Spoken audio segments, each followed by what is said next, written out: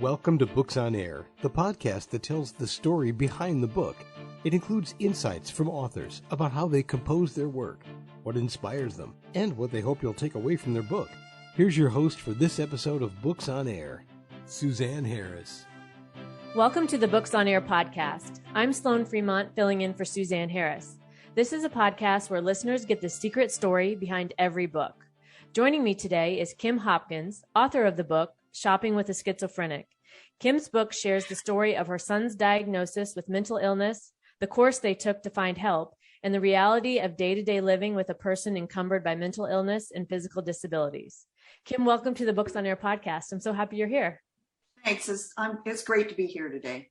Yeah, so let's start out telling the audience a little bit about yourself, your son, and what led you to write your book, Shopping with a Schizophrenic. Well, I'm actually a semi-retired registered nurse. I worked for 40 years in a community hospital and the ICU and the emergency department. I actually had my first son, Corey, who is the subject of this book, actually when I was 18. And, you know, I didn't really have any experience babysitting. My younger brother was 4.5 years younger than me. Mm-hmm. So I really didn't have a lot of experience with kids. Right off the get-go, he had issues with, back in 1970, he was born with a thyroid that didn't work at all. It's called congenital hypothyroidism. Nowadays, they screen newborns for that. Mm-hmm. If they don't catch it early enough, that can lead to profound retardation. I had a great pediatrician who picked up on it at age 6 weeks. And we were able to start treatment with him then. So if you can imagine here, I've got an 18-year-old mother taking care of a kid with hypothyroidism, wherein every few months we had to bump up the thyroid until he became hyperthyroid and then back it off. So I was managing this drug for my son at that age. Later on, when he was 4 or 5, we found out he was basically allergic to about everything that grew on the planet. He had constant sinusitis and couldn't breathe and horrible allergies. And we had to, get him treated for that. Allergy shots weekly, antihistamines. So, he's on these medications that are going to have some side effects. So when he started having trouble in school, like in kindergarten, I thought, I don't think he's ready to go to first grade. So we had him repeat kindergarten, and then we moved to Missouri in a very small town, 300 people with a very small school, 2 grades per classroom. So that really, I think, was to his benefit, because we had teachers that were able to hone in if he wasn't paying attention, that kind of thing. And he did very well. Nowadays, he probably would have also been diagnosed with attention deficit disorder, right. But, And, throughout his growing up, he just had you would assign him a task: go clean your room, go rake the yard, go, vacuum out the above ground pool. And you'd look in there 5 or 10 minutes later, and there he is, just stock still, talking animatedly with nobody. Oh. And I would say, well, who are you talking to? And he's like, nobody. I'm like, okay, so what would you think? He an overactive imagination. Right. I never said he had, invisible friends or anything like that. But he was, once he got into high school, then he's the odd kid, the one that, well, let me tell you, he cannot read body language. So if you're done with the conversation, he doesn't know that, Okay. So, and, as for fashion choices, anything goes, and he didn't care, which was fine with me. Who cares what anybody else thinks? But when he got towards, I was even scared for him to drive. Something inside of me said, I don't think he can handle this. He made it out of high school. Some grades were good, some grades were bad. And he went to a college about 50 miles away. And I said, look, we'll pay for the college as long as you make passing grades. And he really did not, Right. It was just, and so my mother, who was in special ed in elementary school for years and lived out in Oregon, said, send him out to me, and we'll see what's going on. So I sent him out to her. He's about 19 at this time. And she actually had one of her psychology friends kind of screen him, and they didn't come up with anything. He attended college out there, three quarters, and did okay in his classes. But social-wise, he wasn't making any friends his age. He was hanging out with the neighborhood kids. And to me, this was like he was not emotionally, socially advancing, Right. And my mother was also concerned about this. So we brought him back home. He decides he wants to be an auto mechanic. Well, his dad was an auto mechanic at one point in time. So he goes to this school up in Nebraska for about 2 quarters. And finally, one of the professors called and said, there's something wrong with him. He either needs to see a psychologist. He's not socially, fitting in. His grades aren't up to par. And by this time I was at my wit's end. He is not stupid. Right. He is an intelligent person, but he could not work at McDonald's. And I knew this, right. So, but what is it? Right. What's going on here? Right. Yeah. So I was able to, Voc Rehab got in on this, and they actually sent him down to a hospital in Kansas City, no longer exists, but had a psych unit. And for 2 weeks, he was down there 5 days a week, and they came up with the diagnosis, schizophreniform disorder. Mm-hmm. Okay, well, mental health was not my strong point in school. I'm going to admit that right now, because during all this time, I went to college and got my BSN in nursing. Mm-hmm. So they said, all we need to do is get him set up with the community mental health center. We'll start him on a pill and you'll be great. I'm like, that sounds pretty pie in the sky, but let's go for it. Right.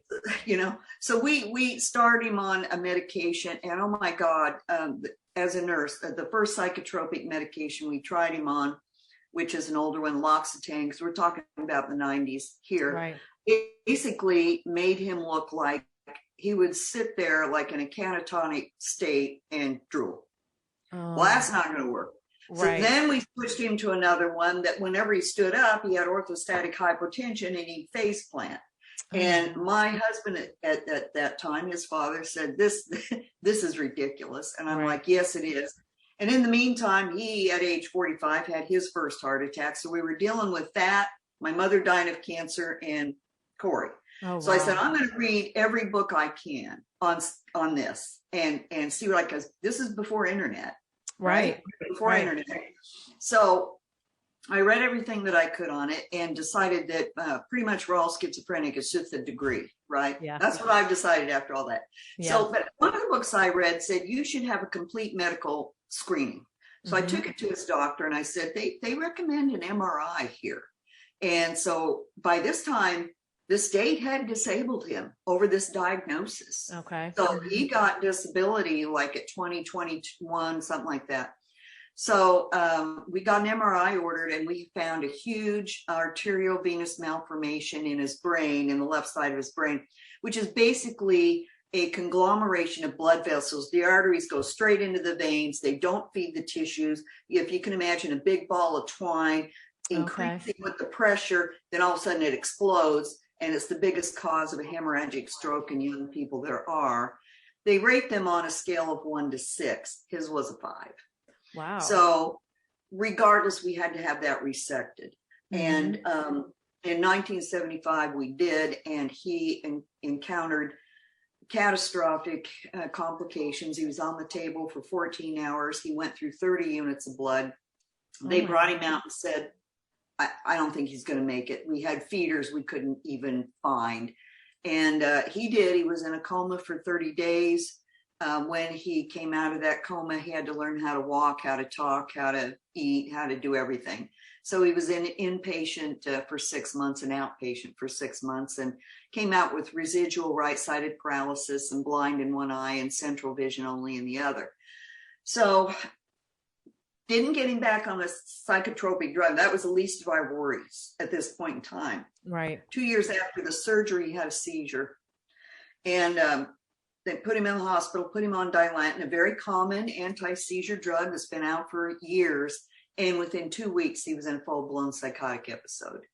And I go through this in my book. It was, if the coma was a horrible time in our lives, this unbelievably was worse. So we had a son who just absolutely, totally lost contact with all reality. I was having a heck of a time trying to get help. We brought him back, took him in for a CAT scan. Can't do an MRI anymore. He's got clips in his head. He was schizophrenic before brain surgery. Right. Okay. So I'm reading again the physician's desk reference, and every drug that manages seizures other than 2 can cause hallucinations, confusion, and Dilantin's one of them. Now, trying to get his neurologist convinced that this was something else, but we got him changed to Tegretol, which is one of the drugs that does not. But trying to get him in, by this time he's sleeping 4 hours a day. He's in our house. He's up wandering. He's out in the yard. He's talking nonsense. Nobody's sleeping. And I cannot get him admitted inpatient because he's not a danger to anybody else. Right. And he's not threatening suicide. Right. But no way can he take care of himself. Right. So I had taken him to 2 ERs at this point in time. The second one hoping that we'd get an inpatient admission. And here they're talking. This is just amazing. I'm a nurse. I'm like, how can this be happening? They're talking to a simply crazy person, and they say he doesn't meet the criteria. So I went home, and I thought the next day, what are we going to do? He's not sleeping. I'm not sleeping. My husband's not sleeping. And you have to be up. You don't know if he's going to turn the stove on. You don't know if he's wandering down. You don't. So I called the crisis center, and this is the point in my book that I think I've hit my lowest. It's when I understood how murder-suicides can happen. It is. I called the crisis center, like, can you take him to an ER? I'm like, no.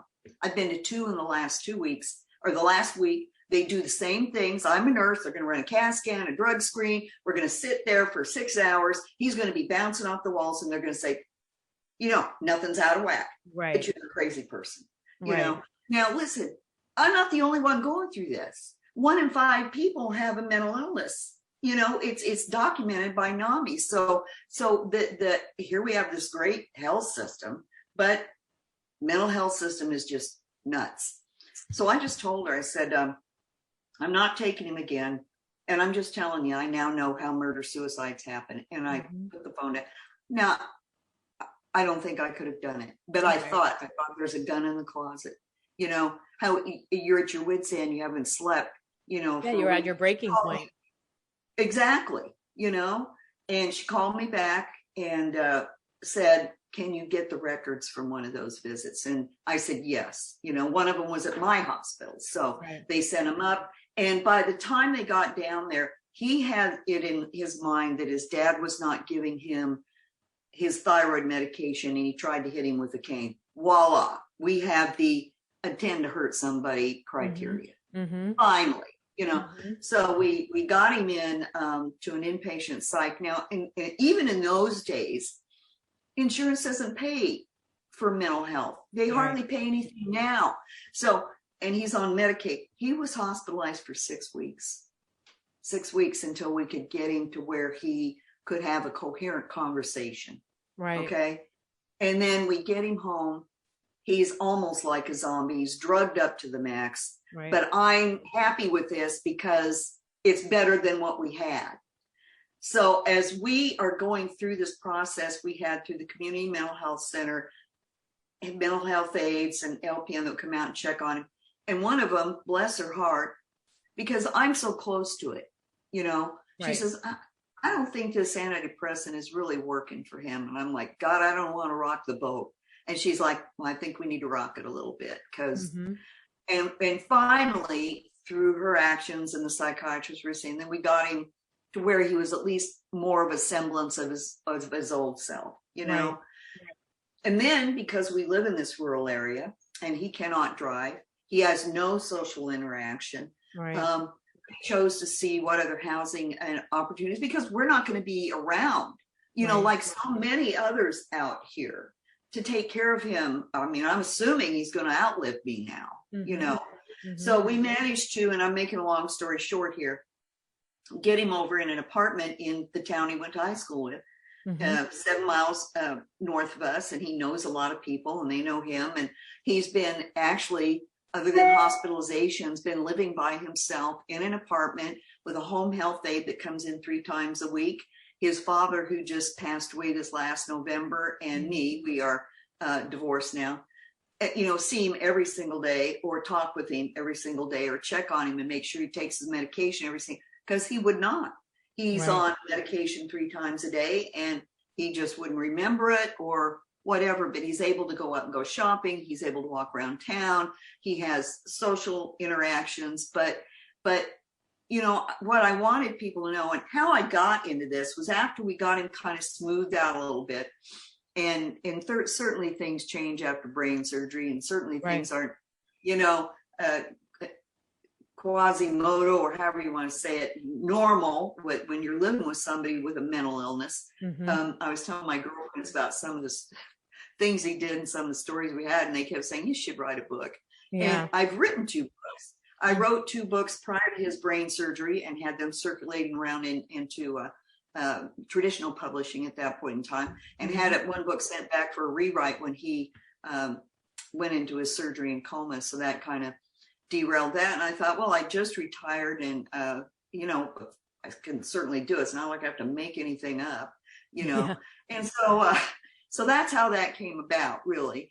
And when I started posting about this and on Facebook and set up a Facebook page, I got so many messages from everybody else who were living with people in their family, in the closet, with horrendous things, that they were dealing with. And as I hear you tell your story, the first thing that jumps out at me is the intuition, that feeling you had that something wasn't right, and your willingness to step up and take action about that, and not let it go, not stop until you had answers, and being willing to do the research, find the answers, ask for help, because that's another part of things too. I think a lot of times people are afraid to ask for help, or they don't know, they think maybe they're overreacting, right? So being able to follow that nudge, that intuitive nudge you had, and not stop until you got answers.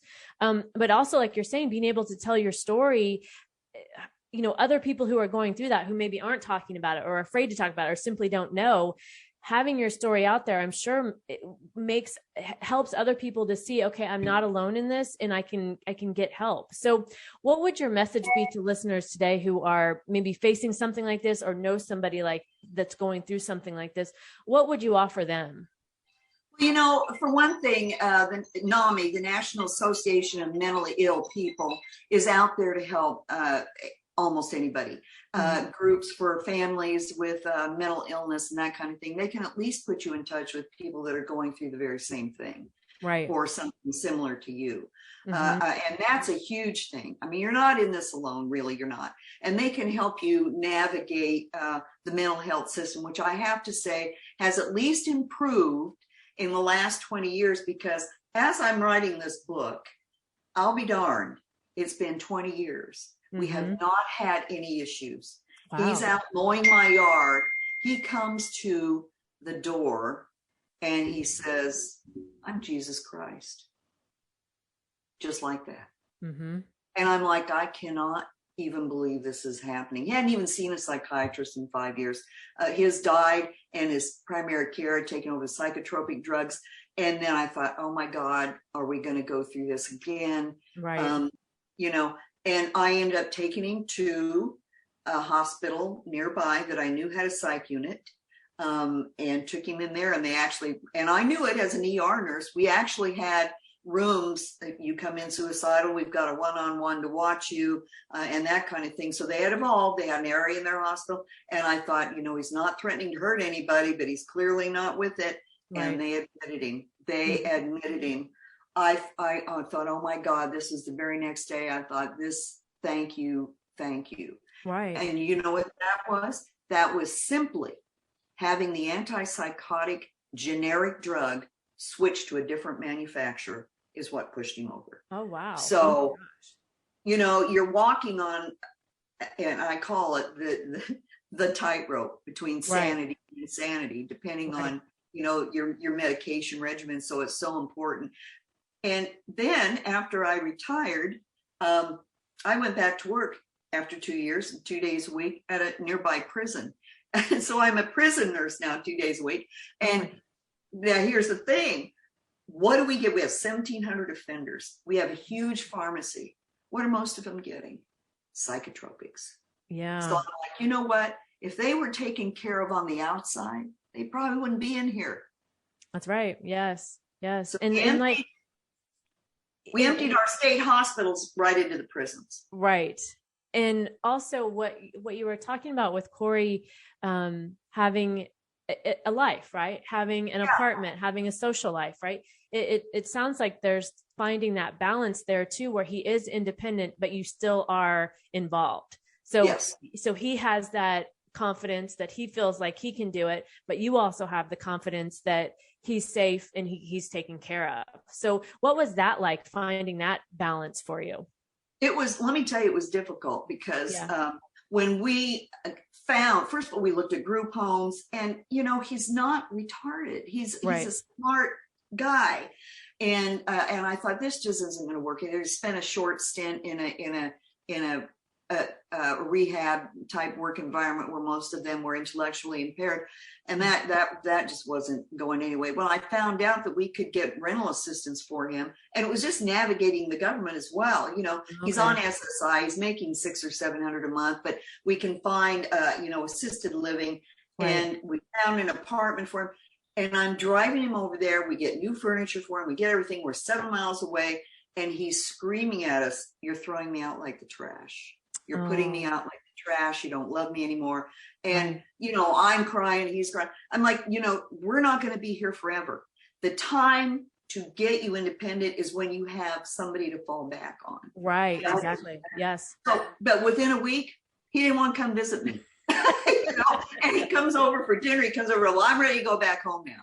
So, you know, it was the right decision. It was the right decision, totally. Yeah. Yeah. That's the story is just, it's amazing that, and thinking back to when he was first diagnosed, was the medication and treatment then more, experimental, maybe isn't the word, but is there more confidence today in treatment methods than when he was diagnosed?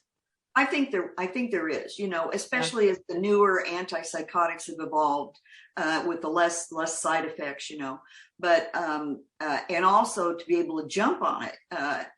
As a matter of fact, now I have a younger son.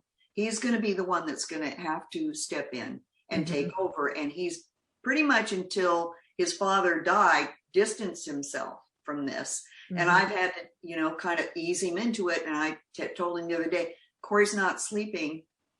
You have to keep an eye on this. Is one of the first signs that if he starts not sleeping, then we have to be right on top of that. So, yes, you have to have somebody, even if they're independent, and believe, I don't even have guardianship over him. I have medical power of attorney, and we have been able to manage this without the expense of a lawyer and all this stuff. Right. So how would you do that? How do you do that in our society when they can say, you're violating my civil rights? I don't have to take meds, and you can't force me. And you know, even though I'm crazy and I can't take care of myself without this, it's just, I don't even know what the answer is to that.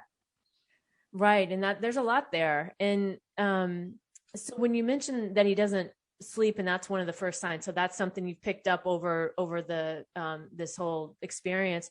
Does he tell you that he's not sleeping, or how do you know? No, he'll call me. You know, he takes drugs 3 times a day, and for the spasticity from his brain surgery, he has to take muscle relaxants. He has to take anti-seizure meds, and the antipsychotics and the antidepressants are at night. So he'll normally get up, take these meds in the morning, and sleep till like, you know, afternoon, till like 2 PM. Then he's up and gone, you know, up walking around town. He's up until late and whatever. So when he calls me at 7 AM and he's wide awake, and I'm going, well, you're up early. Well, I didn't sleep very good last night. And then I'm like, okay, we better make sure he sleeps good the next night, or, you know, whatever. Right. You know? Right. So those signs are important that may seem, you know, one might seem insignificant, but what you've come to realize, it sounds like, is that these little things are what lead to the bigger things then. Yes. Yeah. Yeah. What would you say you're the most proud of as it relates to your book, your son, and the writing process? You know, he's never once ever complained about the disability resulting from his brain surgery. the fact that he has to drag his leg around, the fact that he can barely see, the fact that, life is hard. He's got one arm that works. He's never griped about that. I brought him home from rehab the first time to try home visit, see how we had to fix the house up. And I asked him, because he had an advance directive when he was on the vent for 30 days and all that. I said, "Are you sorry that you lived?" And he's like, no, I'm not. And, he'll gripe about the stupidest things, which are some of the funniest things, which is why I put him in the book, because of all things here, he's cripping along and he's the slowest person, but boy, can he gripe about other slow people, and, the stupid, why, one of the biggest things was why he goes to Subway. So he has foot long things, and they make foot long hot dogs, but you cannot buy a foot long hot dog bun. And they just don't, unless you want to go to Subway and get oh my God, it's like a dog with a bone. I'm like, seriously, we're going to go in the store and gripe about the foot long hot dog buns again.